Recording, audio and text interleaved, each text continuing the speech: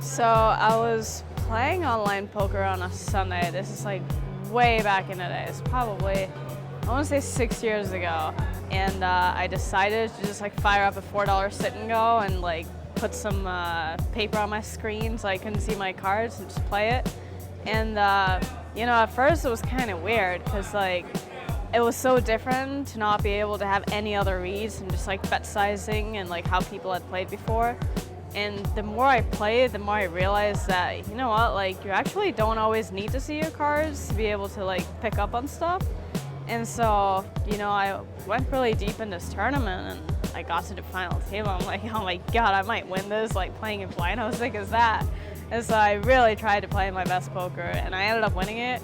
And I'm like, oh my God, like I need to post this to a forum because like who does this?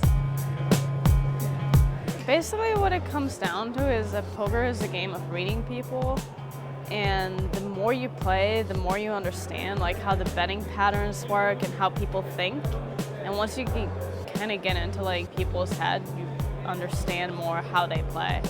And that's really what you have to do to become a good player. It's not so much about the cards. Now every time I like sit down at a live table, whenever someone starts a sentence with, is it true that? I'm like, oh my God, I know what's coming. You're gonna ask me about the blind tournament.